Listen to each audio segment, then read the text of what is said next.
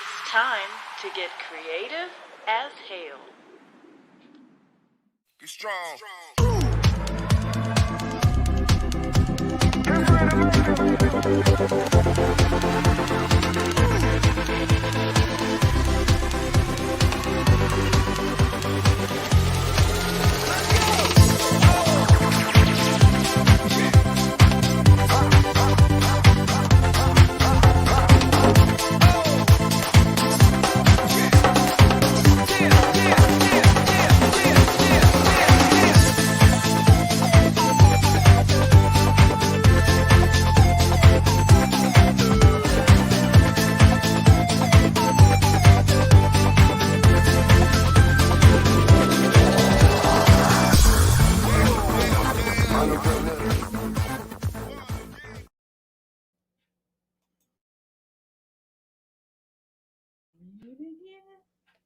There we go. Hey. Hey.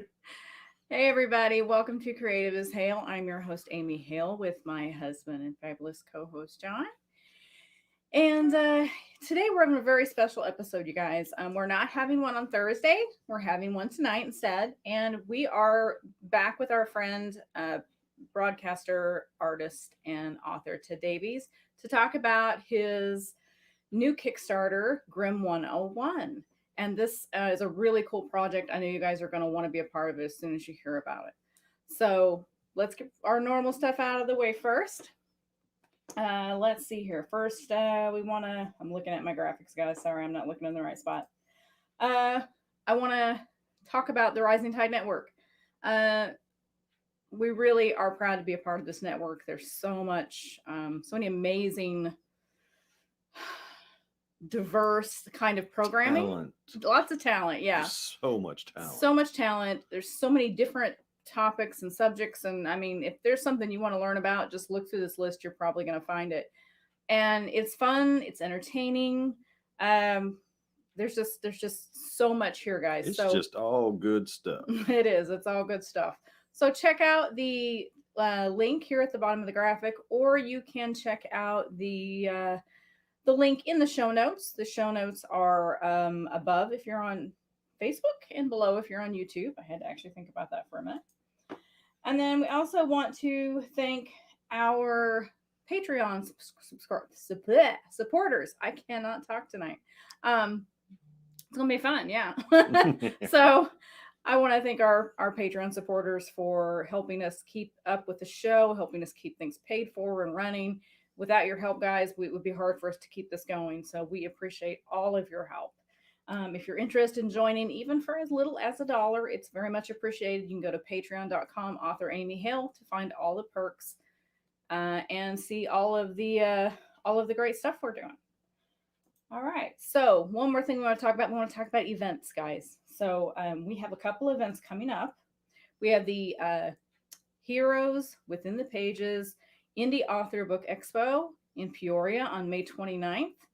I'm not sure about the Peoria Civic Center. I thought I saw something where things may be changing the location, but it's going to be in Peoria. So we'll keep you updated on that. And you can find that information on my website at authoramyhale.com. And then also on July 17th, you guys, we're going to be Writers on the River, not in the river. that would be a lot less fun. So we're going to be at Writers on the River Float trip. Look at this list of authors, you guys. So many authors at this event. It's fun. Afterwards, they always have a big after party with lots of food, some booze, lots of music. There's a photo booth. It's a lot of fun. And if you get tired of all that, you can just walk out the doors and board the boat and do some gambling. So there's a lot to do there. Lots and lots of fun. And I also want to bring up that, let me find it here. Here it is. This Saturday, I will be on And I Quote.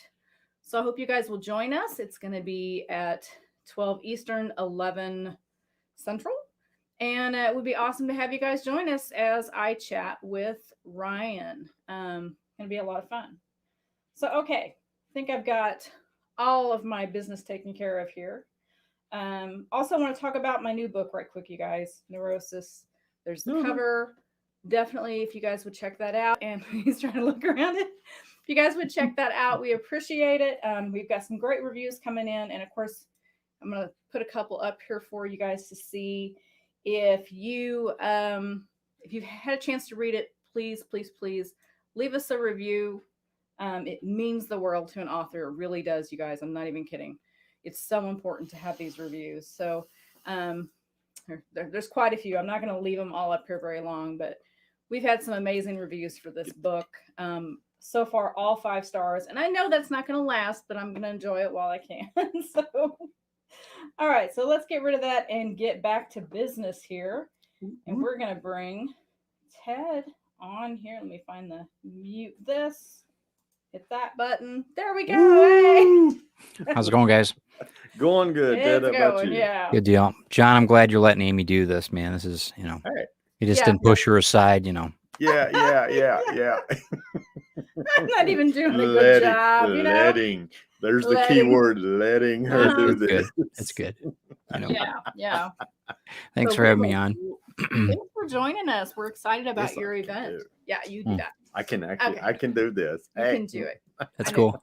I'm just I'm just grabbing the reins there. All good. All right, so hey, Carl. Good evening, Carl. So yeah, you guys, we've got a lot of comments already. Good. Right. Hopefully they're good. Yeah. Well, You know. take what we can get, I guess. Yeah, that's right. Whatever. Let's see. Ryan permissive. Thanks for Ryan. sharing, Ryan. We appreciate it. And he says, happy Monday, everyone. Happy Monday. Hello, Carlene. There's Donna. Yep. How you doing, Donna? Let's see. What are your plans for Star Wars Day? That's right. Tomorrow is May the 4th. Oh, May the 4th be with you. Yeah. Probably the same as they are every other day, unfortunately. I will be working. You'll be working. I will be making a trip to Evansville tomorrow night. So yeah, it's gonna be Find something to do in Evansville that's got the 4th. How about you? Yeah. You, Ted. We recorded Eric Hawkins on Saturday for TED Talks. So it's a pre-recorded thing tomorrow. I'm going to be working on what we're going to be talking about today. I'm working on a bunch of the artwork tomorrow. If I can get the puppy to sit on her cushion and let me do my thing, maybe at an hour at a time, but yeah, that's what I'm going to be doing tomorrow, working on just getting the book ready to go so that once everything is done with the campaign, we'll be ready to push it forth. Awesome. So Dan, hi Dan, thanks for joining. What's going on, Dan? Let's see, Charles is Who's good. this guy? Hey, Charles, up? Hey Charles. Busy week, Charles. Good stuff. Yeah, he's got a lot going on. Yeah, I can't wait to see the book. Yeah, it's gonna be awesome. You guys, Pulp Reality 2 is available on paperback, and I have the ghost story in it. Ted drew the artwork for it. I think it's just all amazing. You guys, it's great. Check it out. It's a really good. It was really good experience with you too. That was just great. So thank you. All put together. Yeah, it's gonna be a lot of fun. Yeah, exactly. Okay, so what have we? Time to raise some hail. Thank you, Ryan. Great. Eric, hey guys, happy Mom. Monday. Thanks for joining us, Yep. Eric. Eric was our guest last week, and if you guys want to see some amazing photography, you need to go check That was a really good interview. That was really good. my Eric, Really, kudos, very, man. very talented. I'm married to a photographer, and that was good. So I totally understand his Yeah. Yeah. The perspective. his burden. Yeah. Yep. Let's see. Favorite Star Wars movie that's not Empire Strikes Back. Rogue One. Rogue One, Okay, hands he was down. riding the ball with that answer. Oh, Yep. yeah. Yeah. I saw Rogue One. I don't know if I've seen the other newer ones. Mm-hmm. So I'm gonna just say the original Star Wars. What's up, Brian? Yeah. New Hope. Yeah. Yeah. The one is 77. Yeah. I mean, that was, I was raised on that. That's staple diet. Yeah. But having it like the backstory, Rogue One was like, wow. I mean, when it came, it was like, and Darth Vader at the end is just unbelievable. Yeah. I don't want to lose crazy. any card or anything here, but Your nerd card. I have actually never seen any of the Star Wars at one time. I think you've seen bits and pieces here and there. I've seen bits and pieces, but I've never I sat think down. he sat down and watched the entire thing. It's epic. I mean, it's a it's not for everybody. It's I kind mean, of like sitting down to watch Lord of the Rings. Yeah. You got to be ready for that. Yeah. Yes. I mean, that's a journey in itself. Yeah. Yeah. Yeah. Let's see, Brian. There's the cool kids. You say so. Thanks, Ryan. Congratulations, Appreciate it, man. Brian. Yeah. Let's see. Hey, Dan and Brian from Carly. And hey, Carly. Hope all's well. What do you got? Racking my brain for questions to ask Ted. No, he's pretty well already. Yeah, he does. We do a show together, so he should. Yeah. I mean, he's all like, you know. I don't have any questions. Yeah, it's okay. Not a problem. Not a problem. Sounds like a Tina Turner song. What does? Yeah, I'm having to think. What did we say? Private dancer? What are we talking about? What are we talking? Riders in the river. Yeah, that's great. That was great. Waterproof ink. Yeah, that's great. A wet T-shirt contest. Hey, man. Yeah, there you go. I don't know. That's Just great. throw everybody in and Man. Hey, Keisha, how you doing? Thanks for joining us. Let's see. Laughing at Carl. Let's see. I think there was another place that she had to move, something called the Quarry. Yeah, I wasn't sure about what the deal was there, so I figure I'll wait until we have an exact address and then we'll announce where it's at. But yeah, the Peoria Civic Center. Author. I cannot talk. Indie Author Book Maybe Expo. you need some booze. Yep. Maybe I You might. do. That You might might. help. Untwist that tongue. Yeah, That's something. okay. What are you doing Friday at 6 o'clock? Stop Yeah. by I know. Yeah, he's doing 6 sangria. o'clock Eastern. Yeah. Oh, Stop by sangria, Drinking with there we I'm Davies. go. definitely going to be watching that one. Yeah. Love sangria. I probably need Hi, something now. TL. Though. Hi, TL. How are you? TL is going to be there on Peoria. Brian, Michaela, Yeah, it's gonna be a good show. Carl. It's gonna be a really good show. Carl Yep. and All the Dawn, cool kids in one Yep. place. except Yep. for Ted. That's okay. Oh, That's right. Next year. you'll be there in spirit. That's right. That's all right. right. Next year. Next if year. the Yeah. event- Maybe I'll just call you guys and we'll FaceTime That's while right. you're in the Yeah, place. Work it out, yeah.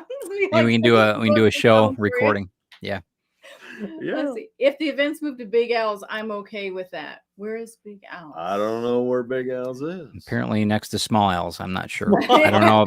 I don't know. It has to be Kinda Big scary. Al's to have room for everybody. Yeah, I'm not gonna drive 8 hours to go to a place called Big L's. Unless it's pretty good. Unless it's pretty good. Carly says things are mostly good, Brian. Ted comes in causing trouble, right? Oh, yeah. off the bat. Oh yeah. That's it. Let's see here. What we got? Hey, Ted. Donna. Yep. Sorry, gotta go. YouTube just told me just now that Creative As Hale is on. If you gotta. I mean, We understand. there's some weirdos on that show, That's but right. go for it. Yeah. We're in high def though. So it's good. True. High def weirdos. Yeah. Let's see. Fave Star Wars film Wrath of Khan. I really love the battle with the Cybermen. Wrath of Khan. Nice. Okay. Nice. Okay, now Yeah. You're reinstated, John. You're fine. You're fine. I was going to Fine. say, even I Yeah. caught this one. That's wow. We'll just use Who that yeah, for who now. checked this guy's card at the door? What Yeah. Yeah. Cybermen. So John, dude, it's Star Wars, man. I know. One of I these know. days we'll sit down and we'll have We a just marathon. duct tape you, man. We'll just duct tape you to the chair and you know. sit through 2 decades of it. you And know? what's crazy is I've enjoyed everything that I have seen of it. Yeah. I am not one for anything long. My Add to that, yeah. attention span is, I can understand that. Yeah. So that's kind of, and I'm still spoiled because Aaron Gray's not there. I mean, so Yeah, she's not in Star Wars. That's- That's a Have you different met her one. yet? Have you ever met her? no. I have. She's a sweet woman. She's very, very nice. She's Yeah. and I had a huge crush on her when I was a teenager. So Yeah. I was like, that was yeah, there was some butt guy on the show, but it was yeah. it was Aaron. I know they had a Gray. little robot somewhere, and they were Yeah, something. yeah. But yeah, she was terrific though. Very nice lady. Yeah. What am I smoking tonight? I'm not. I had. I might. It depends on how many questions Amy asked me. I might be smoking afterward. We've got. It's the rain's been on and off here on the lake today, and it's been kind of chilly. So I'm gonna see. We've got a bobcat in the back of the property. Oh, So we're wow. kind of. I'm out there. And I put up some solar. It's funny to say solar lighting, but they're solar lights. You Yeah. guys know you're out in rural America. Yeah. they charge all day and they run. They're just great, you know. So Yeah. I've got them out positioned on certain parts of the shed and the greenhouse and everything else. So I Yeah. go out there, but the coyotes, you hear them, and it's like sometimes they're a little bit too close while I'm out there smoking a cigar out there, and I'm like, Yeah. okay. Yeah, we've got And- some around the chicken coop too. So Yeah, you know. anytime anyone Yeah. gets either motion activated. Yeah, right. That's the way ours are. Yeah. Yeah. So if They- something gets near the coop, they come on and we can go check Yeah. out and try and see what's going But on. I'm probably gonna, if I end up going out there tonight, I'm gonna smoke a Rocky Patel Edge. Actually, it's a darker cigar. Yeah. I've been a good boy. I've only smoked one this week, so Monday. So Oh, Riders on the River. That sounds like rolling on the river. Okay. yeah, all right. You got to do it with the W, like true love. You got to put whitos on the wiver like that. You got to say it like that. That's Riders on the River. that's it. That's perfect. See, that'll make me go there. Totally. That would totally make me go there. Totally. Oh, now watch me start saying it that way just because it's in my head now. That's another way to mess me up. There we That's go. right. Like an earworm. You're not going to be able to get rid of it. Oh. Let's see. It's a reunion of the green room. It is. Yeah, It is. I'm just drinking coffee though. Yeah. Which means we're Yeah. going to have to make sure we actually talk about the topic. Yeah. We will. We will get to it. Yes. We're amongst Okay. friends. We're You know. out of. We're out of. Let's see. Can Peoria take us there? Take all of us there at once? Isn't there something like it's massive and scientific thing? I don't know. There's only so much oxygen in Purus. I don't know. They might. I don't know. There's a lot of intensive people there. So it'll be fun. It'll be fun. Dan says we had a tornado today. A little Really? damage in my neighbor's yard, but we came through unscathed. I was at work, so my wife had to ride up the storm alone. I'm so glad you guys are okay. Yeah. No doubt. No doubt. Scary stuff. Don't like tornadoes. See, it's so disruptive. 20 minutes in and I question and say, well, not one from us. You guys are keeping it going. But And speaking of that, there we let's go. turn We're- it to Ted I here. think Sure. we're at the end here. Yes. Okay, so we're gonna have to go back to this because I dropped my computer off my lap while ago. Yeah. No It's on problem. the floor. We're just gonna leave it down there. All right. So much for that idea. Okay, so let's talk about your Kickstarter project, which let's show it right there, guys. And Thank I'm you. gonna grab the link. And let's see here. Where did I put it? I'm gonna search for the link here too. I know where to go. Okay. No problem. So while you guys talk so that I can put it in the comments. So Yep. Not a problem. all right. So go ahead and tell us about this project. What's it Sure. about? It's Grim 101 came about. When I was younger, my mother was youngest, 15. And I know people have heard the story several times. My mother was the youngest of 15 kids in rural Indiana back in the Depression. So there was a huge age difference between her first siblings and, the first part of the family and then the last part. Good Catholic family. Huge age difference. So when I came along, I'm the youngest of 5 kids. There was always a funeral or something to go to when I was a kid. Every year it was like almost like a birthday. And these people, some of them I didn't even know.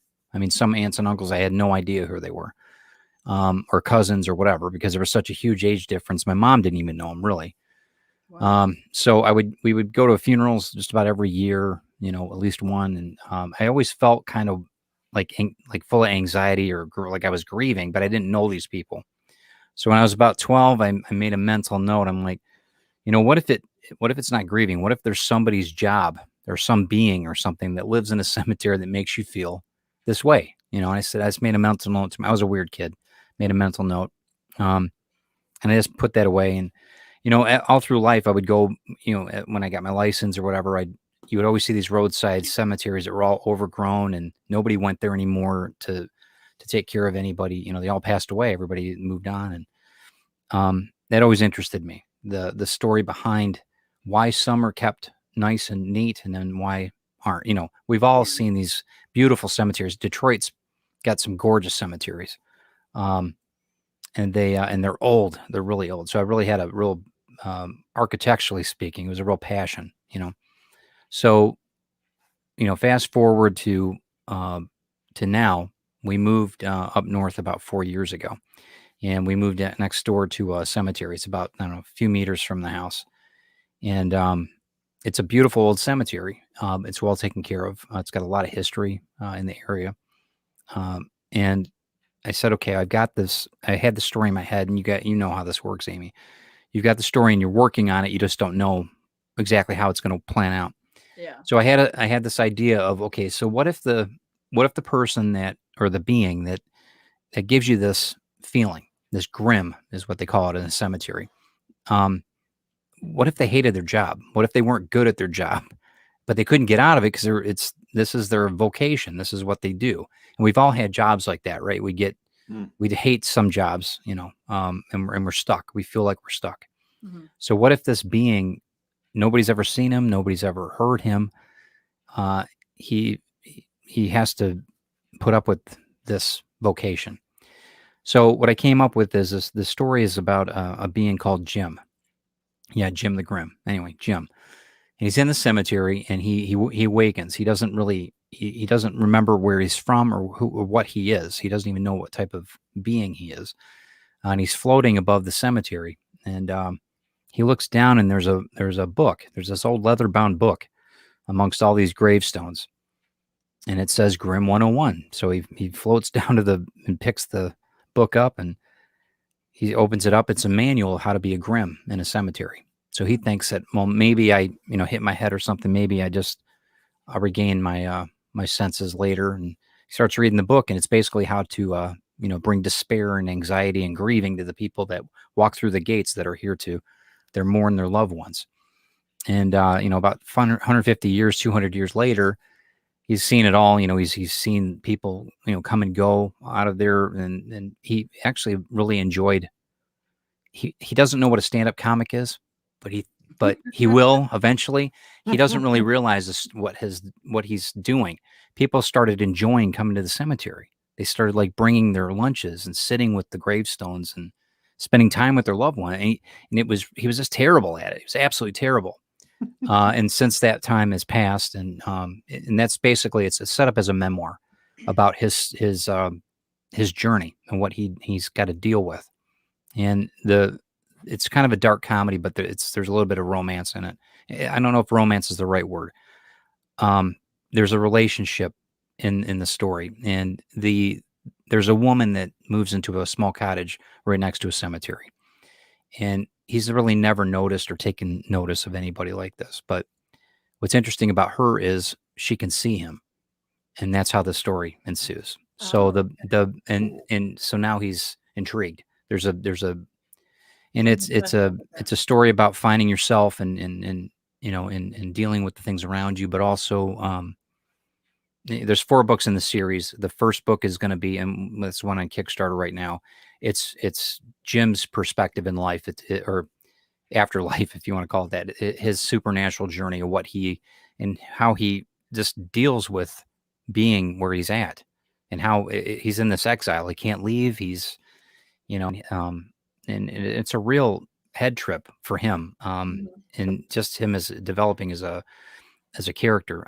But the first book is his perspective. The second book will be the woman in the cottage, Gwendolyn's perspective. And as we go on to the next Kickstarter, book 2 will be her perspective and how she sees his world. And it's going to be a very endearing story. The third and the fourth books will be more about what happens or how he got there and the true origin. And it's quite gripping when you really go back on it. And it's not, I don't think a lot of people are going to expect it. So it's really something I've been looking forward to doing for quite a while. I've been writing for about 3 years, but I really wanted to do it this way because I think people understand the book more than me just putting it out on my website.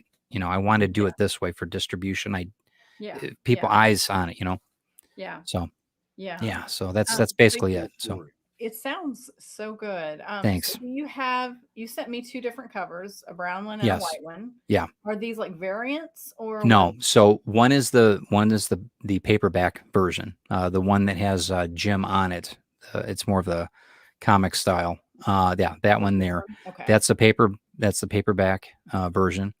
These are 5x8s. They're smaller. They're kind of set up kind of like literally like a journal, like one of the small Moleskine journals. It's set up kind of like that. And I wanted it very simple. It's about 40 pages. It's more of an illustrated. I don't like using the word novel because I think that I'm trying to experimenting a little bit because being in a memoir, I wanted it to be illustrated, but I didn't want it to be a comic book. I wanted it to be literature that's illustrated. It's basically, I don't know what we're going to call it, or I'm trying to experiment with that a little bit. So, but that's the first cover, and that's going to be the most inexpensive production cover. Okay. And then the second one, Grim 101, is actually it's a printed version. It's not. It looks leather, but it's actually the hardbound. But it's just a print. And then what we're going to do at the end of the 4 series, we're going to put in a trade back that'll be full leather, and it'll be actually like a Grimm book. Oh wow! So and that'll be all the stories put together. But that's that's some time from now. Yeah. But that'll be neat, though. That'll be awesome. Yeah. Yeah. So we're looking forward to it. That is cool. Yeah. So And no, go ahead. I was going to say Lisa Malone was really paramount in getting this thing put all together. And I have to say kudos to her because she really has gone over and above with publicity and scheduling and everything. She's just been awesome helped me run the campaign. Huge relief off of me. I was not prepared to do this type of thing. I know I wanted to do it, but I need to surround. It's like anything. I need to surround people when I'm designing homes. Same thing. There's certain things I'm good at, but I need to bring in cement guys to do certain things that, you know what I mean? It's just, you guys know. Yeah. Promotion is not my strong suit either. I kind of hate doing it, but you're good. You're good at it though. You do. You shine in certain, you shine in certain things. So, I mean, you do, you really do, Amy. I don't feel it often. But Well, you do. So I know you do. Let's see. We have a couple of comments. Oh, let's see here. Okay. So yes, in Emporia, my friend Keisha is going to run the CromCon cam and get us all on CromCon. Ooh, very good. Great. Brian says, look, we do 2 cons simultaneously. That's great. No, that's good. Why not? Okay, you guys. So I got 2 different ways to grab that link there. So go check. Thanks for doing that. That's in the comments. Doing our jobs, reality. What right. a concept. Right. Yeah. No one hates their job, right? No. Never. No. Not when I'm not there. Yeah, I love right. it. I love the paycheck side of it. Yeah, that's right. Right. Let's see. So Michaela said, "Why a Kickstarter? Why not just publish? Is it to pay for the art or editing?" No, it was never even about the money. I'm not really self-publishing has been such a good way to affordably do it anyway. You guys know. I know there's an expense to it, but it's really mainly about the exposure of it. I mean, there's certain limitations that we've got. We're worldwide on a lot of things. And it's a good question, Michaela, because I thought about that too. I thought for a long time, I'm going to be begging for money. I don't want that, and I said to, Chris and I went back and forth on it. I'm like, and I saw some of them, not all of them, but some Kickstarters are just cash grabs. They're not really well thought out. And some of them don't fulfill. And, I don't want to be that. I'm so ridiculously over the top about making sure that it's going to be right. Yeah. That's just me though. I'm trying to make sure that it's, in a nutshell, it's about distribution and exposure, eyes on the book. That's what it is. Because there's things in Kickstarter I could reach so many more people with it. It's not about, we funded in 13 hours, which was amazing. Thanks everybody. That is amazing. Yeah. But for my first Kickstarter, I was completely blown away by it. But I think that's really why I tell people though that if you've never done a Kickstarter, really try to get with a professional that can help. And that's why with Lisa, whoever you go with, but Lisa for me really worked out well. Yeah. So yeah. So I'm not real familiar with Kickstarter. I've contributed to a couple. Yeah. I'm more familiar with things like GoFundMe and Indiegogo. Yeah, right. And that's cool too. Yeah. And GoFundMe's really not quite really in the same category. It's a little more for personal stuff, it seems like. But like I've contributed to Indiegogo and gotten burned really badly with Indiegogo. So I'm really leery with them. And it's not necessarily the platform's fault. It's just that the people didn't follow through. And and that's the key, right? Yeah. And so with Kickstarter, the thing I think it's kind of a pro and a con, because I love that if I contribute and they don't reach the goal, which is what a lot of people are depending on to actually put the product out. Yeah. I've heard a lot of people talk about that. Yeah. Then I get my money back, and I'm not just giving money for something that's not And you're gonna not, happen. yeah. But at the Yeah. same time, even if you're $10 short, that sucks for the creator, because they could still probably, pitch in Have that done 10 it. bucks or whatever and make it Yeah. happen. And that's one nice thing about Indiegogo, because you can set that up that way. It's Yeah. Kickstarter, it's all or nothing. Yeah. And that was the other thing too. I wanted to show people that, you can do it. You don't have to set a huge goal. Some people are setting, thousands and thousands of dollar goals, and that's fine because they might need that. Yeah. I wanted it achievable. I wanted it so that, okay, $1,000 seemed okay. That's enough to where there's some skin in the game, but not enough to where it can't be funded. Yeah. And I wanted to be realistic. I don't like setting these. I see some of these places that are making $100,000, $1 million on their Kickstarter, and that's great. But it's, Crazy. Yeah. They also have to fulfill all that, and that could take a year to. I don't know. It could take a long time for some of those to fulfill. Yeah. And I just didn't want that.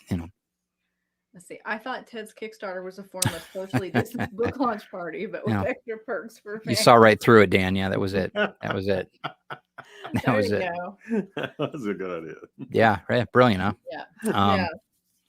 But yeah, lots going into it, and that's they were talking earlier. I heard Brian talk on his show today about not funding or not investing in books that aren't like in production. Sometimes they set Kickstarters that aren't even done or not done. They're not even started yet.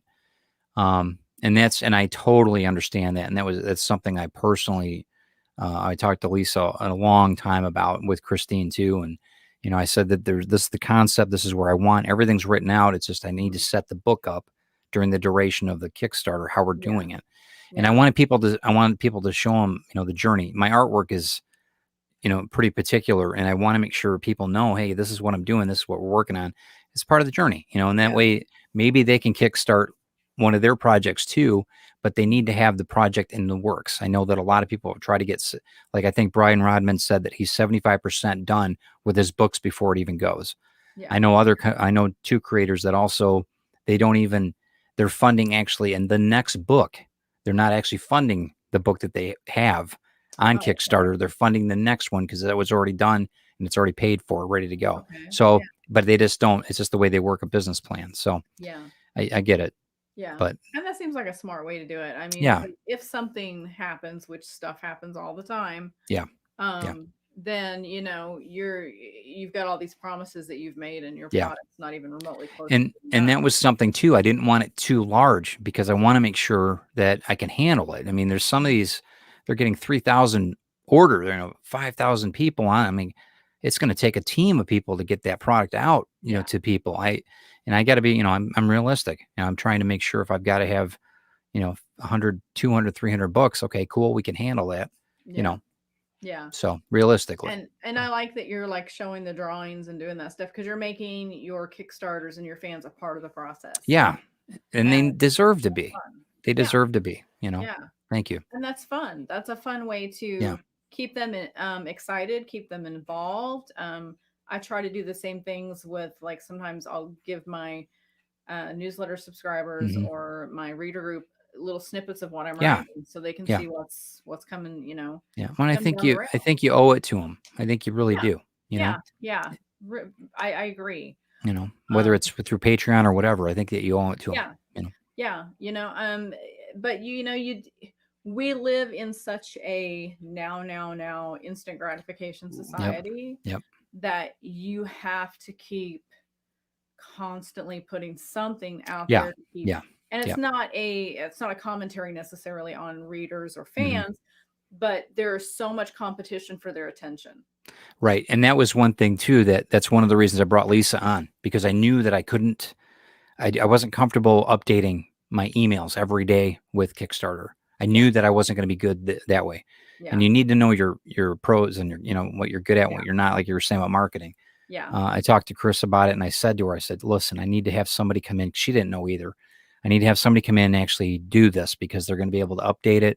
They're going to be able to show different artwork that we're going to be doing. I can do that on Instagram and Facebook, but I need them to do it through Kickstarter so that people have funded, had put money into this thing, they can see the things that are happening, That was really important to me. So And I think it helps build trust during the yeah, process yeah, too. yeah. Definitely. And it's a good investment. I'm not saying she works for free. She doesn't. I mean, but No, it's a good no, yeah, investment. I placed a lot of I positioned money with certain people so that I could get results that I knew. Like mhm, Jeffrey Hayes did the video. Excellent. Okay, mhm, awesome. He positioned everything. He did well. Of course, I invested money with him, invested yeah, money with Lisa, and I've got to recoup all that with all the thing too. Plus, yeah, there's deductions with Kickstarter. So there's a lot, by the time it's all said and done, it's probably just going to be paying for the book and delivery, which is fine. That's yeah, great, you yeah, know. yeah. But yeah, So when this is all done, is it going to be also available like on Amazon and other places? I think so. What we're going to do is I'm talking to my Alex, one of my tech guys that does my website. I'm going to talk to him this weekend. And what we're going to do is it'll be available once the Kickstarter's done and I've got everything fulfilled. Then I'll see where we're at with as far as overages and everything else for order. But I'll probably end up putting it on there. I'm going to probably I've had a long conversation with Brian today about ISBN numbers and doing all that stuff. So Oh I'm yeah. getting all Oh, that worked out so I can get everything on yeah. Amazon and we're gonna figure it out because I like having when everybody knows me, I like having control of my books. So I don't know. We'll see how it goes. We'll I see what's highly available. recommend if you can get the money together, Mhm. going to Bowker and buying Yeah, the that's 100 pack. oh really that many Yes, that's what I 100 did. I bought a really 100 pack. I think it was 575, yeah but yeah I should be set for a while. right right. So They had I think that the one Brian and I were talking about. There's 300 and then there was another. I don't know what the sets are. I know that there was like I I think want it's to say there's a single, a 10, yeah. and Then you jump up then it quite a jumps up. bit. I So think maybe yeah. the next one is the 100. I can't Okay. remember. And I'll look into it. I know that that's where I'm going to go though. And then the biggest thing for me was just making sure it's all piggybacked properly and Yeah. everything's used properly. Yeah. Yeah. Um, And yeah. and this is the first time, like with my current book with neurosis, I have my own ISBN on this one. Mhm. I actually published through Ingram Spark, so there's the potential for it to actually end up in bookstores. Yeah. And I Um, was going to ask you about not here, but I'd like to yeah, talk to you yeah, about that we a can little bit chat about more. that. Yeah. Yeah. But yeah, so there's that potential that you get Mhm. with having your own ISBN Yeah. number. I also have a ebook ISBN. I Yeah. assigned 2 separate numbers to it Mhm. because there's a lot of places that prefer that as well. Libraries prefer a Yeah. separate ISBN. Well, and that's interesting too with the paperback and the hardback. They're two different ISBNs as well. Yeah, they're 2 So separate now, versions. God, yeah. But now you gotta So have 3. exactly. Right. Yeah, Right. So yeah. yeah, yeah, So it that can that that's that why checks the off 3 of them right off the 10 that I'm buying now. So and yeah. when they're running like $150 a piece for an ISBN, Yeah. you're just gonna it just Yeah. makes more You buy sense the to buy bundle. I both. mean, that's just it. Yeah, And yeah, I told and Chris and we've allocated this isn't our first rodeo. We make sure that we've yeah, got monies set aside for something, yeah, just in case. yeah. Jeff, what's up, man? How you doing? Hey, Jeff. Hopefully you heard the props I just gave you. Yes, he was bragging you up. Yep. Yep. Brian says, "Hey, Jeffrey." Yeah. So, yeah, it would be, it really is a smart move to try and buy Yep. everything in bulk that you can Yeah. in that way and save yourself at least a little money. Yeah. And I had mentioned on the Brian's show this morning, Mhm. because I went through Ingram Spark for the Yeah. first time, that, I got, shoot, I just lost my train of thought. What did I was Yeah. talking about the price, because with Ingram Spark, like Amazon, it's free to upload. Ingram Spark charges, but you can occasionally find coupons. I joined the Alliance of Independent Authors Okay. for like $120, Mhm. and I get up to 50 codes, or yeah, essentially 50 codes for free uploads and updates. So you got a promo code for Yeah, up to 50. so Wow. yeah, That's so great. up to 50 a year, and if you do an ebook Mhm. and a print book with Ingram Spark, it's like $50. Yeah. So So it paid for 2, yeah. for the price of 2, I've already Yeah. paid for it. So, That's good. um, That's good to know. That's very yeah, good. so I feel like, they've also got your back on some other things. Yeah. This group is working on, I don't know if you've heard about Audible Gate right now. Yep. Yep. Yeah. So yeah, so they're working behind the scenes on Audible Gate, trying to get Audible to be more accountable on their audiobooks sales and returns and that kind of stuff. So I really crazy. appreciate what the group is working for. And Wow. it's obviously not for everybody, but it's Right. something I felt like would pay for itself for Right. me. So let's see. Brian says, when I published my comic with 6 different covers, it used 6 different ISBNs. Wow. It adds That must up have cost a really fortune, man. fast. Yeah, it adds Wow. up really fast. So, I mean, this is, and you know, you were talking earlier about Rising Tide, the network. This is like huge information because there's a lot of people that don't really think about all of it. You know, there's things with Amazon. You have to.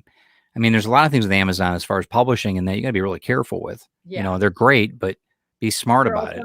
also not. Yeah, right. And unlike with Kickstarter, they've got to take their cut, and then you've got all these other things. You know, if you have contracts with other people, they take their cut. So, you know, and you see some people that they're hitting huge numbers, but they don't necessarily get that amount of money. They've got to, you know, they've got to regroup it somewhere else, or you know. Yeah, publishing is fun. It is fun, Michaela. Yes, you're right. It has its moments, doesn't it? Yeah. Yeah. But you know what you do too, though, is you're diversifying. You're diversifying your reach too. Yeah. So when you're doing these extra steps, it's a little bit, and we're doing it smart because we're not like vanity pressing the whole thing, and we're not just cutting a $1,500 check to some company to do this. We're doing it, you know, and it's going to help other people. Sell any at that point because they've got their money. Yeah. Right. Right. Yeah. And it's just education. That's the key. Yeah. Yeah. It's learning everything you can, talking to people with experience. And like I said, never done a Kickstarter. I have some ideas for something that might require a Kickstarter in the future. So that I may be hitting some people up. Yeah. Like I said, I don't think I would have, I don't think I would have taken it on if Lisa would have said no. Because I really think that I needed to have that. I still do. Even till the end of the campaign. But yeah. I know she's done. And not just me. This is others. There's a lot of people involved, like 6 or 7 clients she's got going right now. So so she's definitely someone to keep in mind if you need to do a Kickstarter. Yep. I know I've got her on my list of people to talk to when I'm ready. Absolutely. So, yeah. So is there anything so you've already hit your goal. So now we have stretch goals. Yep. So we've got the first stretch goal was $1,000 once we funded. So that one, actually, I was working on the digital wallpaper yesterday. That was my live feed yesterday. I'm working currently on that. That should be done in about a week, and I'm going to update during the week, and then people will get that get their after the campaign's surveys are done. From what Lisa said, then everybody will get their wallpapers sent over to them. And then the second goal we're almost there now. We're at 45 backers at, I think, 1865, I think is where we're at. So we're close to 2,000. And then once 2,000 hits, everybody's going to get a custom, it's a sheet that we have as watercolor artists. It's actually what they call a damp sheet, or it's basically a color scheme sheet. And what I've done is, instead of throwing that sheet out, and I've done it on a lot of my other projects too, not on Kickstarter, but I use these pages, and I use them as book marks. So it's actually a rendering. There's a certain either I'll do a certain caption from the book as far as handwritten. Being an architectural designer, I've got very good penmanship. So when I write things out, it's in really good form, and it's just something extra. I wanted people to have something from the original art that maybe they didn't have the money to buy the original art that's available from the book, but they can at least get something that's still part of that original book, original artwork. And so what I do is I cut the board up to a certain length. I don't think I've gotten it here to show you, but basically it's set up like a book mark, and it's probably around 2 inches wide by about 8. It's a nice multicolor. It's beautiful. And then it'll be signed, and it'll be placed in the book for you. So that would be cool. Yeah, it's cool, and it's unique. Each one is unique, so everybody's going to have something that's unique to the book. Yeah, that's really cool. Yeah, kind of fun. And that'll be at the $2,000 mark. Yeah. I just pulled up your Kickstarter. If you click that, babe, again, I want to see where he's at. Yeah, that one. Okay, so you're at 1865. Yeah. Yep. So we're shooting for 50, and it kind of plateaus here and there. That's part of it. Yeah.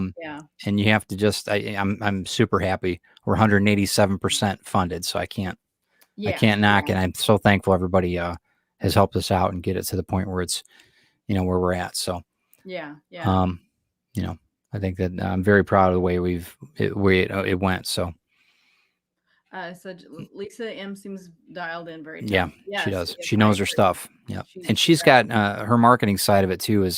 She's got a graphics background too, Jeff, which is kind of nice. And that was nice too because Jeff's got such a great background in graphics, and I could bounce off ideas off of both of them, and it was just it was awesome. Yeah, Really, it's really nice to good have experience. talented people on your side. Yeah, that know what they're absolutely. doing. Everybody thinks that writing a book is a solo project, and it's really not. Yeah. No matter what, no matter what, whether it's a comic book or graphic novel or whatever. Well, I mean, I think life's is a collaboration. Life in general is. True. And I think that, there's so many things I do on my own, but I still need somebody else. I still have to have somebody else help me. Even the printer, if I did everything. Yeah. Still can't do that part by yourself. No, right. And even on books in the future that I'm seeing, I'm already thinking about my team that I want to put together because I know I'm not going to be able to do the certain artwork I want to do or not the certain artwork, but the real way I want it to look at the end. So there might be and I like experimenting with having maybe somebody come in and do layout, and then I've got the character references, and then we work together to get it to the point where it's, I think that might be the way I want to do it because my stories, they're there, and I've got enough. The stories are the most important thing out of all of it. Mm-hmm. And if I can get to the point where we can get it down to a system, it's just going to make the stories move faster, and it's going to get them out to the public faster. And I'm getting a lot of interest right now from LA. I've got one book retrieved that's already been scripted now for options. So as soon as that happens, they've already asked for other work. So I've already, it's been really, you have to and you've got to get your ducks in a row. Yeah. Pardon the pun. Get your chicks in the row. Yeah. Don't take that the wrong way. Yeah. But you know what I mean. You know what I mean? Yeah. I see Jeffrey Hayes is a brilliant creator of the cover of my new book, Snow Ambition, now available on Amazon. # always promote. Always. Yes, that is a great cover. It is. It's very good. Let's see. We had a comment up here too. Michaela's. Yeah. I seem to be the odd man out. Amazon give me ISBN numbers, but I haven't had a problem yet.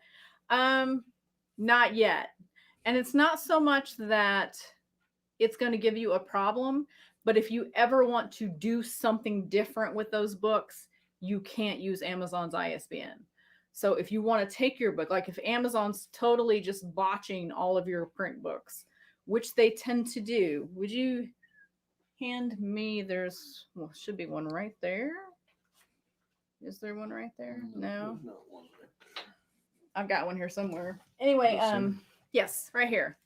So for those of you who have never seen this, this is my Shadows of Deliverance. Oh, look, my wife ordered that. Awesome. Sorry. This is all ragged.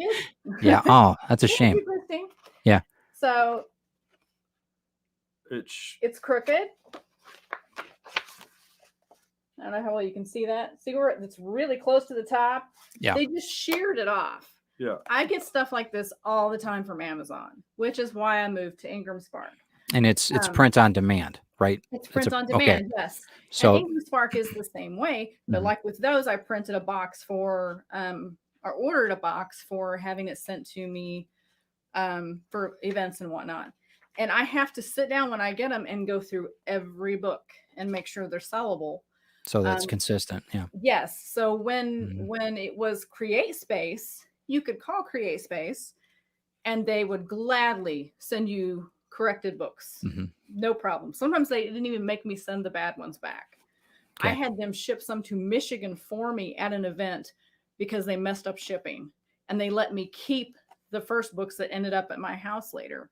Yeah. So they used to be amazing. Then KDP took over CreateSpace, and now it's a disaster. I've had books show up just thrown in the box loose and bent up. So while that's great, if I decide, well, I mean, as far as the free ISBNs, those are great. But if I wanted to move any of those over to Ingram Spark and try a better printer, you have to have your own ISBN, or you have to change it and use Ingram Spark. So and that's and this is to everybody. But Michaela, don't get stressed out about that. That's just part of it. The biggest thing that I didn't like that I've had a little bit of an issue with, and tell me if I'm wrong, because this is the way it was explained to me by my attorney. Mhm. The way that Amazon works is that, okay, for instance, if I had Retrieve, okay, the book that's being scripted right now, okay, by Craig Hall in LA. Mhm. If I had that book on Amazon and they provided the ISBN number, they are the publisher of that book.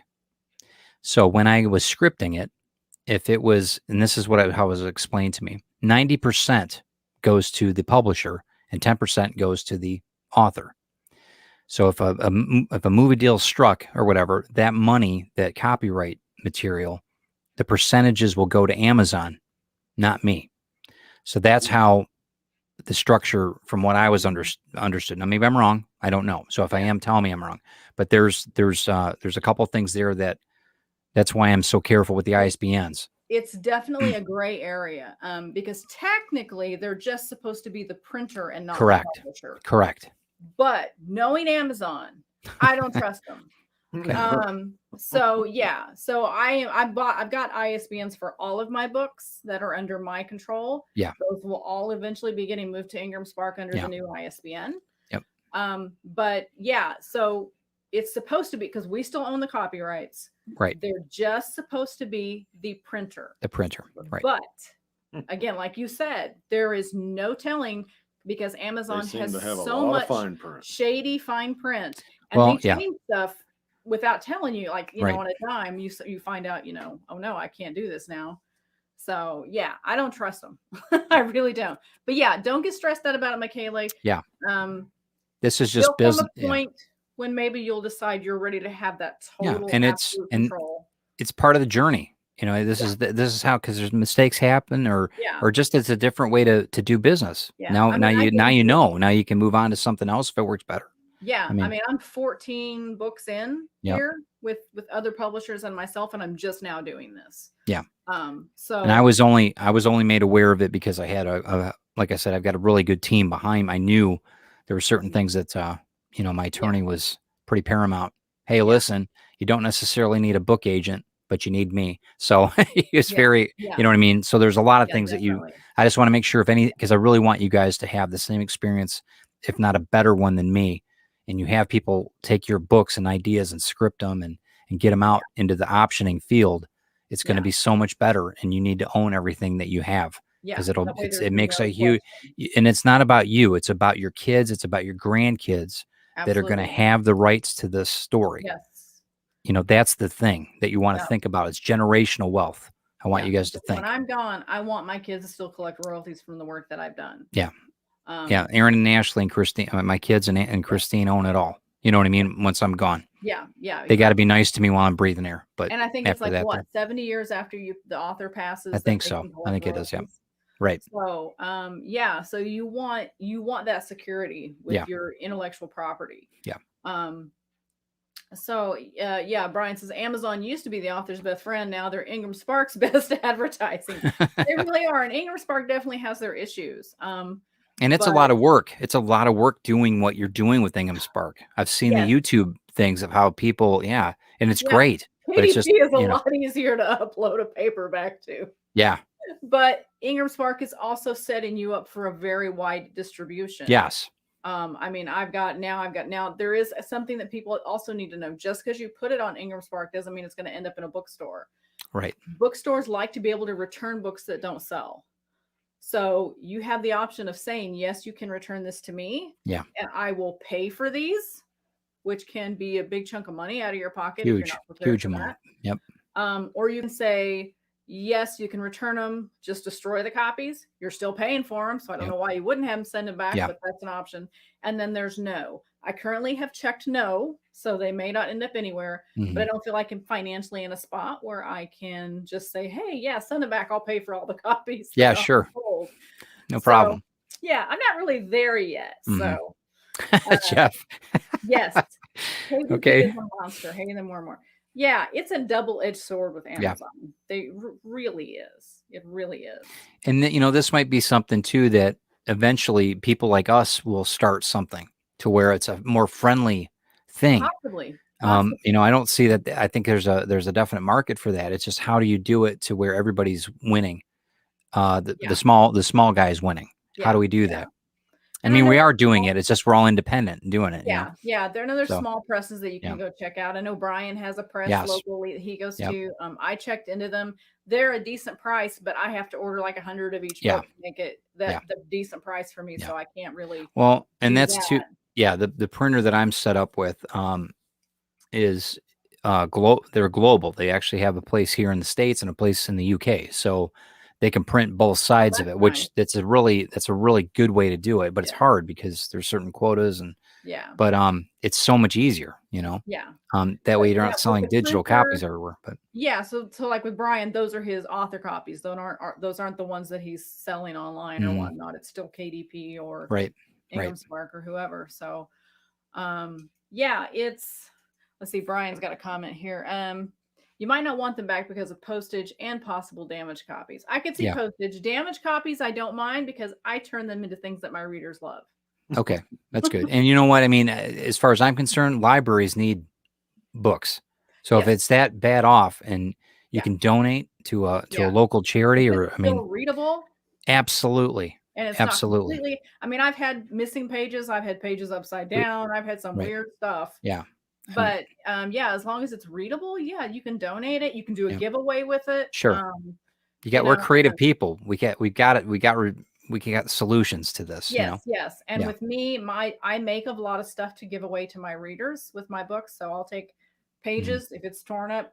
I do the unthinkable. I destroy my books by No. ripping out pages. You make And it I into make something. necklaces out of the words. Yeah. Roses. I do a lot of stuff that my readers, when they come see me at events, they've got all this stuff to choose from Yeah. to take back and remember me by. See, that's marketing genius right there. I think that, you're building client base. You're not building customers or And readers. it's not wasting something. Yeah. I hate to waste things. So I can use that. At least that book was put to some kind of use. That's, even if it was I'm going to make a note of that. John, you Yeah, married a I think smart one Joe's there, boy. got You an married idea. a really smart person there, John. Wow. That's That's brilliant. why I'm quiet back here. Oh my I'm goodness, just the hat rack. No, not even. Oh, okay. I'm gonna open a soda. It's probably gonna sound like a Beer? Yeah. beer. Popping a bit. Sure, it's a soda. Yeah, I'm sure. popping the top here. I swear it's just not that it matters. I'm old enough to drink a beer, but It's all good. not like I need permission. But I think that the distribution side of all of it, I think, is the biggest mystery to everything. That's Yeah. great. I It is. generally just stereotype in this story. Well, I think I can safely say the same. Thank God for editors.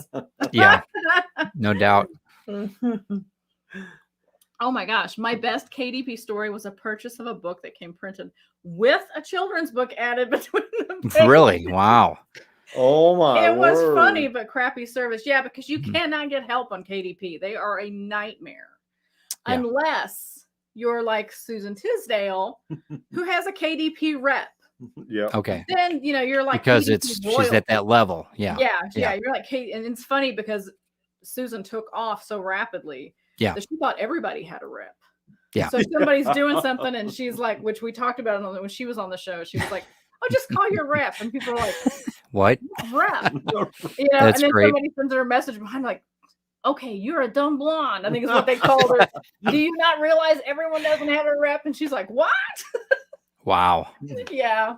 So Well, what a nice She's an world to awesome live in. lady. Yeah, that's great. That's yeah, awesome. She's fantastic. Yeah. Yeah. But What's been a harder part for you with? Well, you got 11 books. What have you learned from the start of it to now? Because you're way ahead of where I've production wise. I think I've mostly learned to take my time and not rush a project just because I think it needs to be out there.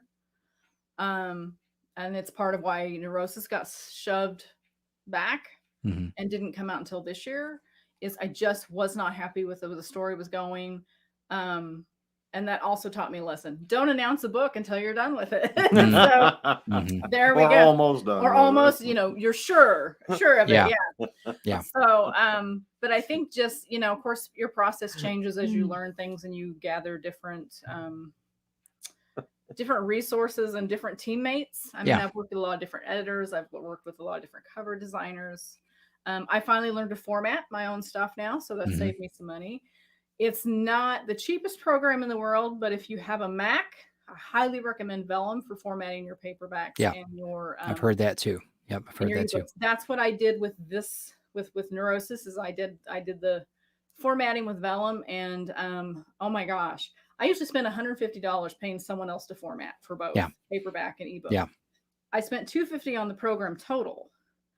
And within 2 hours, I had both books fully formatted. Yeah, well, paid for itself. There you go. Yeah, and I had 0 issues with it when I uploaded it. There was no errors, nothing. And you could control it though too. You could straighten it out if there was. Yeah, and there was. And what I really like about it too is later on I can go back and update my back catalog. Okay. With no problem, I can add my books in. Have it all. That's updated. Great. Because like my first book, it has coming soon. That's all it's got. Yeah, My next book was supposed to be.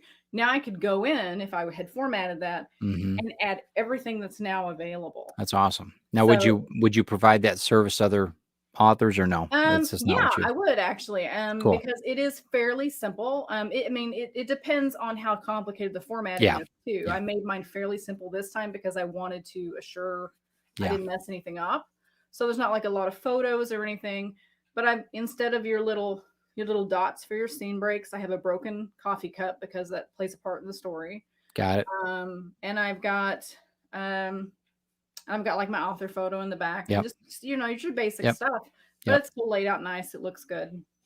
And that's you're evolving. You're evolving. Yeah. You're trying to get it to the point where you can streamline. Sometimes you need just to have somebody else do it, but that's awesome though. Yeah. I can totally understand that. Yeah, if somebody needs something formatted, I'm happy to see what I can do. But little side hustle while you're getting other books out. Awesome. Absolutely. Awesome.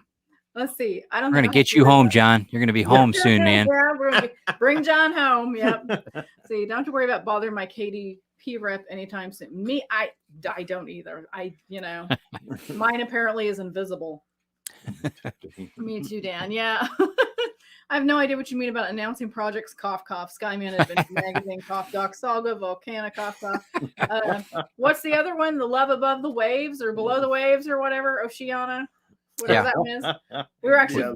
We actually brought that up last week, Brian, because Eric McKinney had a mermaid photo. That is gorgeous. And we were like, Brian needs that for his romance book about the ocean. Yeah. Yes.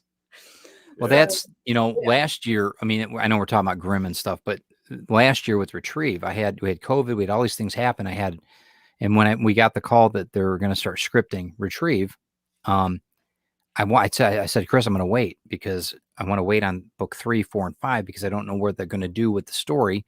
And I kind of want to correlate it. Yeah. So I kind of made a gamble. I'm like, God, I really wanted to get 3, 4, and 5 done so we can work on some other stuff.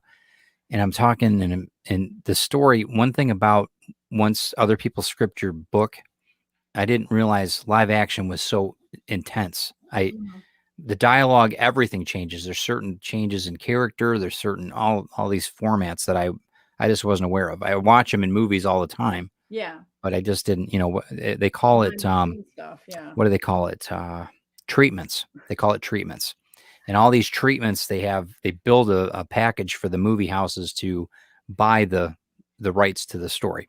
Okay. So I'm learning all this stuff. So I've had to put Retrieve 3, 4, and 5 kind of on the back burner while we're getting all the scripting done because I don't want to mess. Movies are one thing, books are other, but I don't want to mess up anything. So everything's ready to go. It's just I have to get the artwork done. So Grimm was spot on as far as the timing goes. Yeah, that's good, Brian. I'm with you on that. So you're saying so if you wrote just everybody else hush, it's all about Brian. So I was like, I said, stop typing. So if you're doing, let's say, okay, so they've optioned this and they're doing treatments. Mm-hmm. If you are writing the rest of the stories, will their treatments affect the way those stories go? Is that why you're no? Craig's really good about he wants when he came to us and said, hey, I want to do this, I want the idea. I want the core of the idea of the story to be remembered. This Yeah. is just another way to tell the story. Okay. That's what he said. And that's kind of why Chris and I went with him, because we knew he got the idea. He understood the particulars of what Retrieve is all about. Yeah. The And basic premise, yeah. And he also said, I want to carry it. I want to do it to where it's going to be a different movie for every person that sees it. And that was something that really kind of hit me too. I'm like, wow, that's quite a, because each person's going to see Retrieve. It's such a deep psychological side of it. Yeah. The story is. So when I didn't want to ruin anything, but he told me I couldn't ruin it because it's just going to be in another, the people that are funding, or not funding, the people that are paying for the book now, like he did, he bought it. Mhm. About the first 2 books. He said, it's going to be, your story in the comic book is going to be fine all the way through.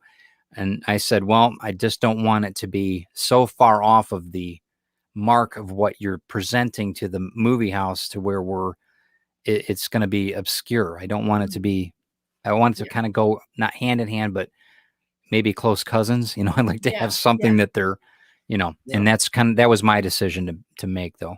Okay. But I think that I don't think it's a bad thing. It's just I just wanted to take it a little bit slower, like you were saying. Yeah. Please. Yeah, right. No, yeah.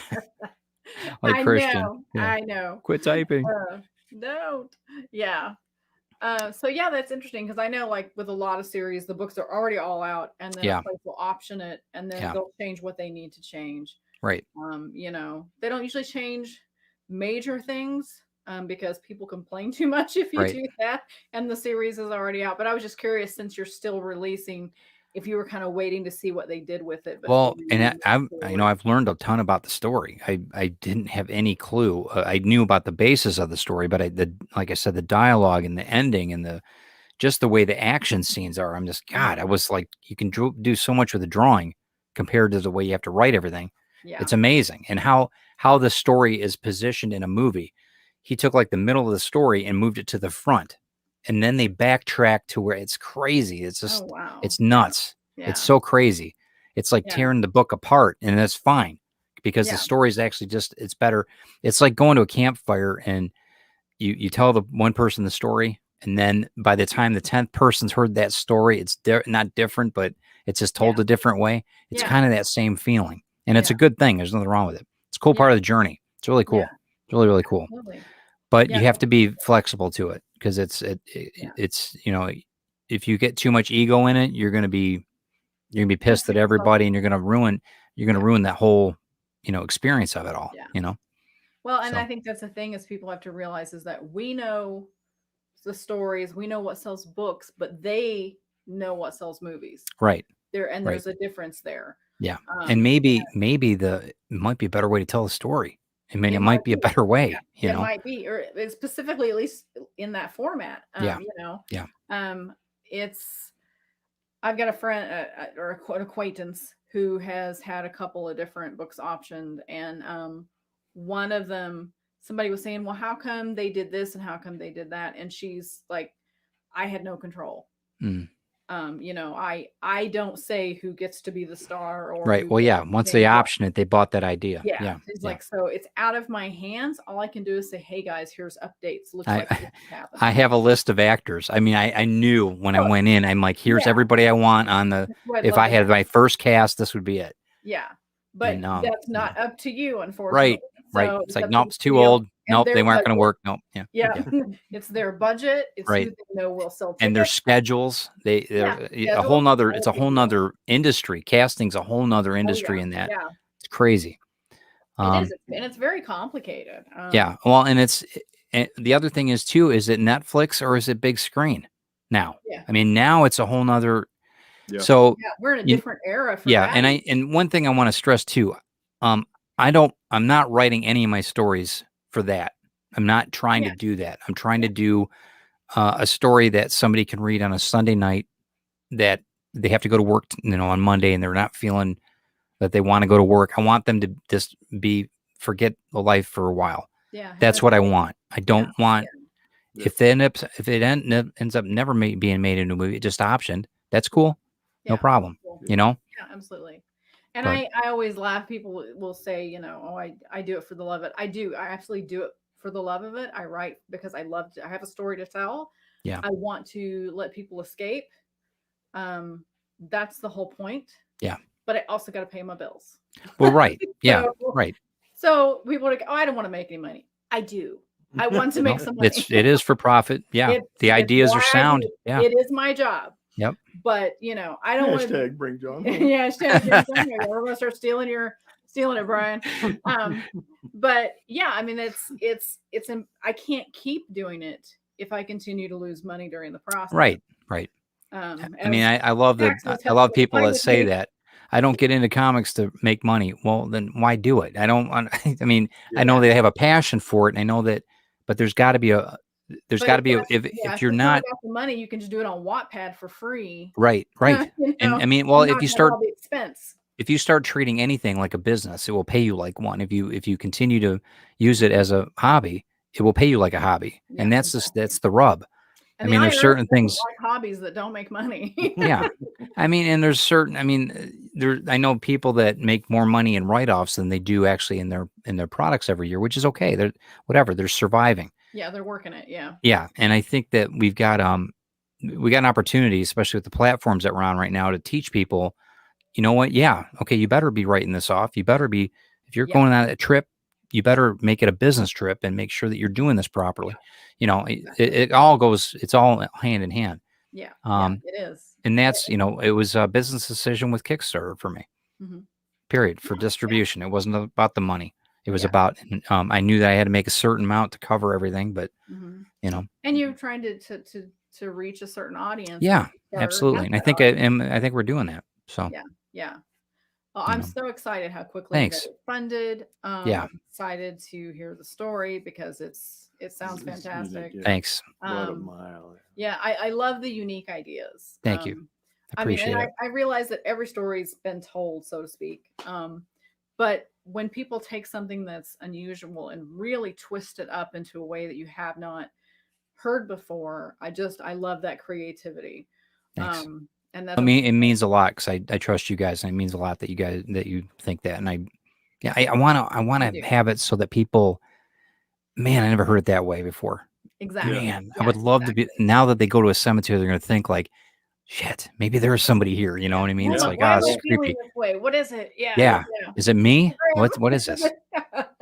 Yep. Or if they're in a good mood, do I have a grim here that's really bad? That's right. And what is it? And that's the other thing too. What is a grim? I mean, that people can now check out Google. They can start looking ancient mythology on where these things came from. Yeah. And exactly. Why do they spell it with one M, not two M's, and all on and on? Yeah, it's not a Grimm Brothers. Right. So yeah. So those are my stories. That's what I like to. Yeah. That's how I like to write. So yeah. Oh, that's something I did with Pulp Reality too, with a ghost story. Yeah. Right. Exactly. And I threw in some mythology there. Yep. That I don't think a lot of people they've heard about some of these things, but I kind of gave them a different perspective on it. At least that's what I tried to do. Yep. So I hope I was able to tell a ghost story in a way that they've never heard before. Yeah. That's why I write off all the beer I drink in my space for bar stories. That's why Chris and I started. That's why we started drinking with the Davies. There you go. There you go. Yep. Exactly. Cigar thought sticks. That's right. Exactly. Cigar show too. Yeah. That's it. You'd be surprised we can write off now. Yeah. That's right. Hashtag thinking sticks. Yeah. Right. That's right. There you go. Yeah. Oh, yeah. It's funny some of the stuff you can write off that you wouldn't think you can. And then there's some stuff you would think you could write off, and then when you get to looking at it, you're like, oh no, they're not. Yeah, right. I've got a good accountant that we're always truth about everything, truly about everything. But we were make sure that, whatever you can do legally, we make sure that sponge is squeezed properly so that we can get what we can, because there's, we've invested a lot of money in our government over the years. So I want to make sure that we can recoup, what we can legally, My dad used to tell a story about a guy that the IRS man came and visited him, and he said, "Hey," I said, "everything looks real good," but he said that you've got a raincoat in here, and he goes, "Technically, you can't deduct this raincoat," and he goes, "So I'm going to need you to redo it." And so the guy redoes it, and he comes back and he goes, "Well, I just want to let you know I appreciate that you've been nice about this, and I see that you got rid of the raincoat and everything." And he goes, "Oh, it's in there." Yeah, it's in there. You just can't see it. It's in now. It's right. IRS, Yeah. man. Oh. You always want to be fair with everything, but there's I read a lot of books in college that when like The Millionaire Next Door, and it talks about people that are like doctors and what they live, how they have to live for perception. They have to drive their Mercedes. They've got to, whatever. And just in, the ideal. Yeah. Yeah. And, you look at it, The Millionaire Next Door, there was a story about a gentleman that lived in a trailer. He was an immigrant. He bought the trailer. He lived there. He bought an old Mercedes and made it run and kept it running and doing all these things. And he saved his money. You'd never know that the guy was a millionaire. Yep. And it's just the way the little tiny things he did made a huge difference in his life. And one of the things was having a home-based business and how to, you guys know that because you've had it, Yeah. But there's a way to do it, constructively and legally, Yeah. Yeah. As Gallagher said, what's the limits on watermelon? Yeah. Right. Yeah. I have an uncle out in Arizona that he farms alfalfa. Yeah. Yep. And he is a millionaire, but you would not know it by looking at him. Yeah. He lives on his land in a nice little double wide, and Mm-hmm. all his money is sunk into his equipment. Yeah, I'm sure. But I'm sure. We went to visit one day, and he went and paid cash for like a $200,000 combine. Yeah. That we were like, wow. Yeah. But he just dresses like an old cowboy, and and that's his life. Yeah, that's cool. Yeah, because he doesn't put on that show. And that's how he, part of how he made his money is he doesn't waste it on things he doesn't need. Right. So I mean, the biggest problem, a lot of it is, because we come by it honestly. We're always, a lot of us, we live over our means. I mean, I did it for years. Yeah. That's just the way it was. Detroit, you got a new car every 4 years, 3 years, whatever the lease was up, and you go through it. And I know we have to have vehicles to get around and all that stuff, but yeah, some of it can be dealt with just by a mindset, just a little bit of a change. Yeah, exactly. And if I would have been writing, even say 15 years ago, maybe the 2008 thing wouldn't have mattered. When all the crap happened with architecture, maybe it would have. Maybe I would have been a different. It's like Brian says about having Plan B. Yeah. So, exactly. And that's what this is. This is my Plan B. And it's worked out brilliantly. So. Yeah. Well, that's great. I mean, we're so happy to see. And I appreciate everything you guys do, and I appreciate everybody that's supported us. It means the world to me and Christine. So thank you. Let's pull this link back up so it's clickable again. Let's see. Well, I guess we got it right there. So. Yep, you got it. Here again. Yeah. Okay, guys. So I put it in the link again, or put the link in the comments again, so that it's hopefully clickable. And you guys definitely need to go check this Kickstarter out. Is there anything we've missed? I'm kind of like, we're just kind of winging it. So that's good. I mean, well, and it's pretty much self-explanatory. When they go to the Kickstarter, it'll spell everything out. It'll tell you about exactly what I started, about the story and why I came about, with my my thoughts of cemeteries growing up as a creepy kid. And just, how the story developed. It's pretty cut and dry. I mean, it's a memoir set up by a supernatural entity that, you're gonna fall in love with him. Jim's just a great character. I think the whole story, I think, is gonna work out well for you. But yeah, that is that's awesome. Cool. That's really awesome. awesome. Just check out the Kickstarter, and I mean, I'm online all the time. I mean, Facebook, Ted Davies Artistry, or Instagram. It's all there. So okay, yeah, absolutely. Yeah, and you guys, all of Ted's links are in the show notes as well as the Kickstarter link. So make sure you check those out. And definitely contribute if you can. If not, at least share, because absolutely, the shares mean a lot as well. And check out the other stuff he's got out there too. Yeah, our YouTube channel is blowing up, and it's been a lot of fun. That's been great. You've been on TED Talks. You've got TED Talks, you've got Drinking with the Davies, you've got the Timepiece Show. Yep, TED Talks Timepieces, and then we've got the cigar show once a month with Carl. Yeah. So and that's there's plenty of Ted to go around. there's a lot of variety.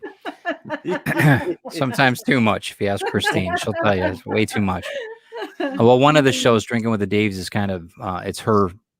It's pretty much, if you watch it, it's her. She's really done. She's kind of taken the bull by the horns. She's done a great job too. Yeah. So yeah, and really has. so it's been really good to see the history tidbits and stuff she shares. Like, yeah. And it's nice because I don't know. I'm completely blindsided. I'm like, how? When? What? How did that happen? The martinis last week. Martini last week. And it was so bad. It was so bad. That was such I know she was talking about the history where they think martinis got started, and there was like 3 or 4 different possible places. Right, like Martini and Rossi, on and on. Yeah. And then you guys, I didn't get to see I had to leave because we had other stuff going on, but I didn't get to see the very end. But I knew you guys had mentioned that you had garlic olives, and you didn't think maybe that was the right one. It was. I mean, I'm just not a martini guy. I don't know. I don't know. I might look it, but I just did not. I did not. Vermouth and all of this stuff. I don't know. I was. I've never had a martini. I'm telling you, this Friday when you come in, if you watch it, the Sangria Lisa is a great drink. We renamed it, but it's an old drink, and it's got. I know Chris is probably going to hear me give it away, but there's some really, really good liqueurs in it, and it's really, and you mix it with sangria, and it's just killer. It's so good. Sangria, so. It's so good. Yeah. It'll And it's a perfect summertime drink. Oh, it is. Absolutely. Especially when you got a couple of liqueurs added to it. It's a kind of like the like rum punch for me. I can probably overdo it easily. Yeah. Oh yeah. Well, this one, it's yeah, Dan, you're right. I agree. Christine's like, well, I like garlic, and I'm like, I know you do. You only saw me take 2 little sips, and I put it down. I'm like, okay, there we are. Yeah, woo. All right. Yeah. Yay, no. See you next week. I got a Kickstarter to run. See ya. I gotta go. Yeah. That's kind of how I kind of am with beer. I just really don't like beer. I've tried to like beer, and every time I take a drink, I just make this awful face, and I'm like, okay, that's enough. We had one of the biggest weeks that we had was the White Russian, man.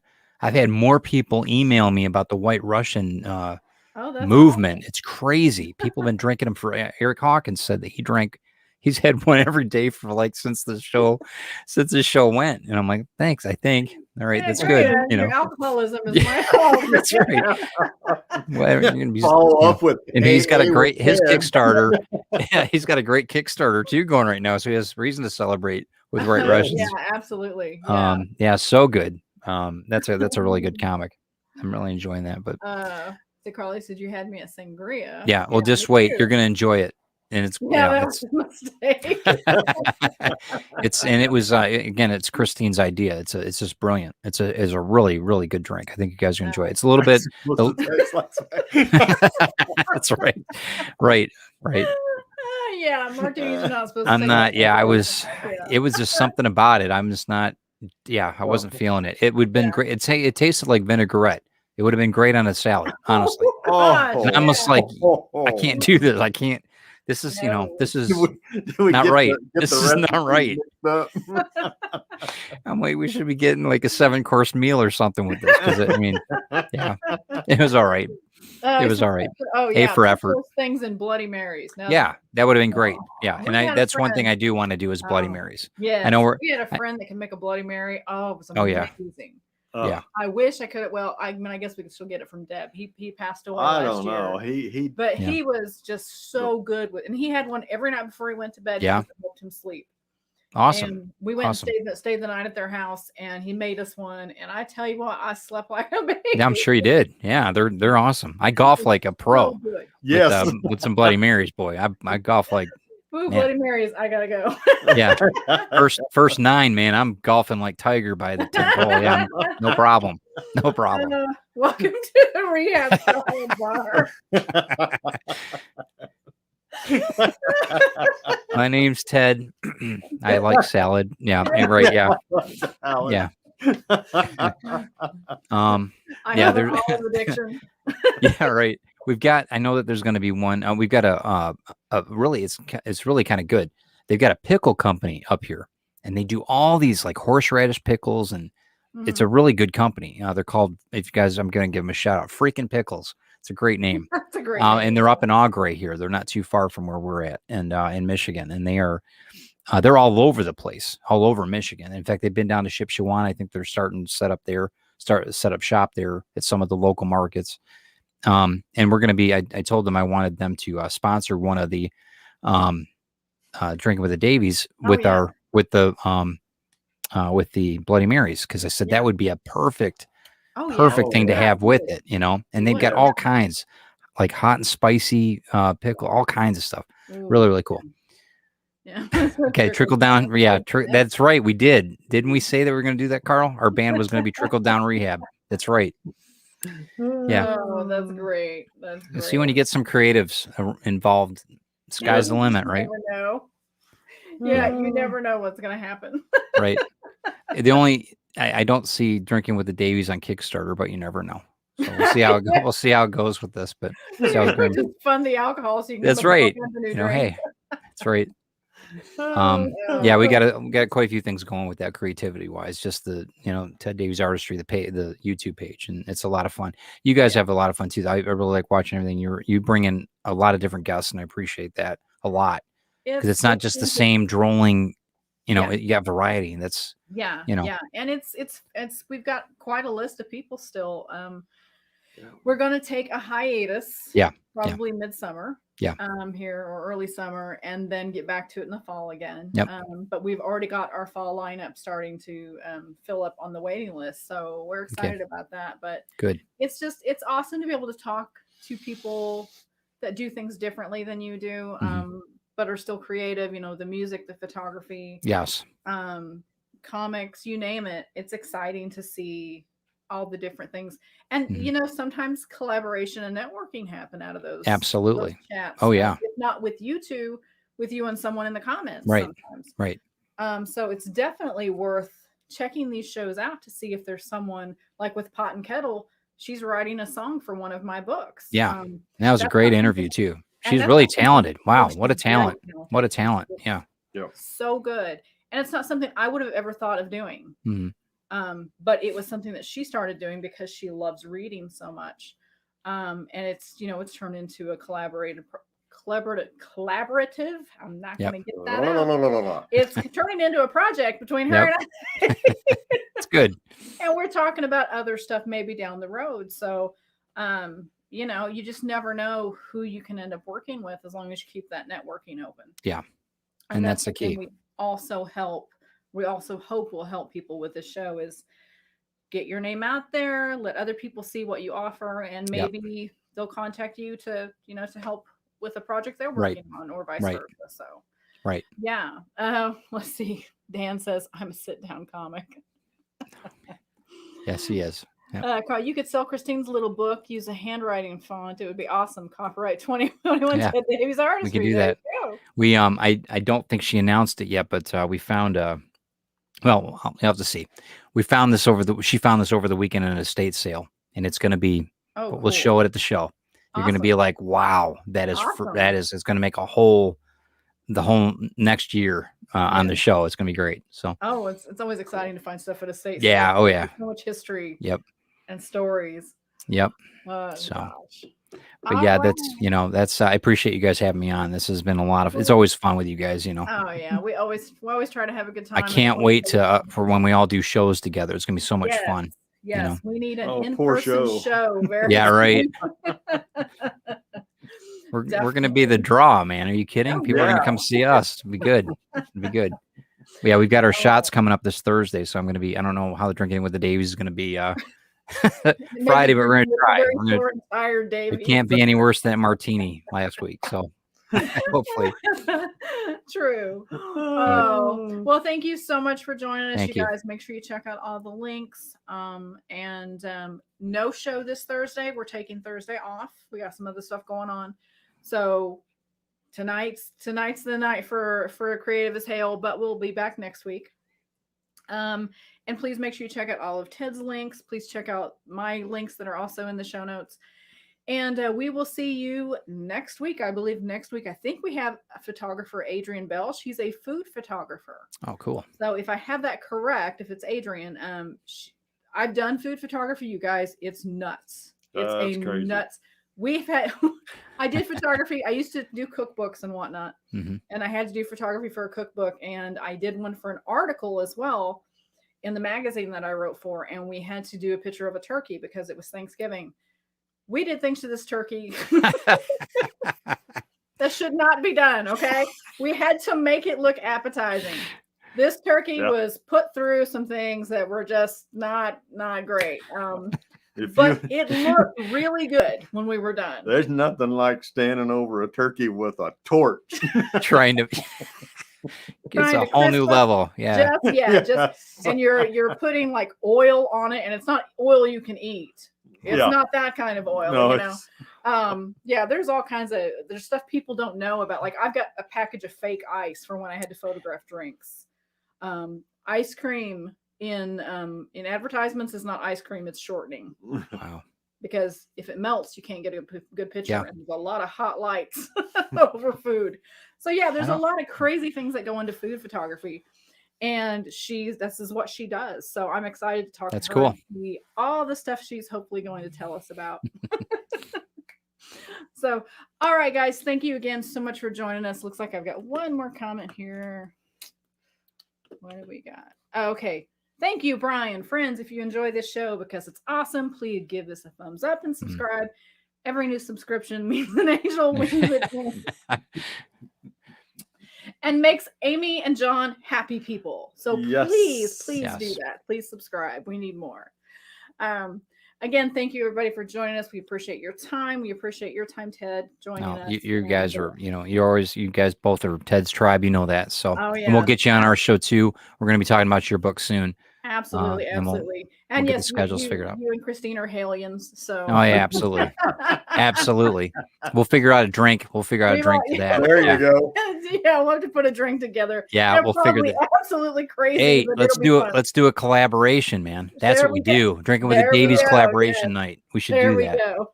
Yeah. All right. Well, you hang around a minute. We'll say goodbye and then we'll chat after the show. Have a good night, guys. Thanks for checking us out. Right. Thanks so much. All right, guys. Thank you again for joining us. Carlene says, great show. Thank you so much, Carlene. We're so happy you guys joined us. I know it was a little off the beaten path for us tonight because it's not our normal night, but we appreciate you being here and all the great questions and supporting Ted because it's so important to support independent authors, independent artists. I know it seems easy, but guys, this is a tough job. It really is. So please make sure you like all the links. Check the show notes out and make sure you find everything that we've got to share with you. Brian says, so much fun. Thanks for being amazing. Thank you, Brian, for being amazing as well. Thank you, Dan. We're glad you joined us. We had a good time tonight, and we always do when we're with Ted, for sure. Yeah. So, again, no show Thursday, but we'll be back next week, I believe, with Adrian Bell. I will double check that. You guys have a great week. Take care of yourselves, and we will see you next week. So let's see, gotta go here. We're finding all our links. All right. So you guys, you have a great one, and we will see you next week. Be strong.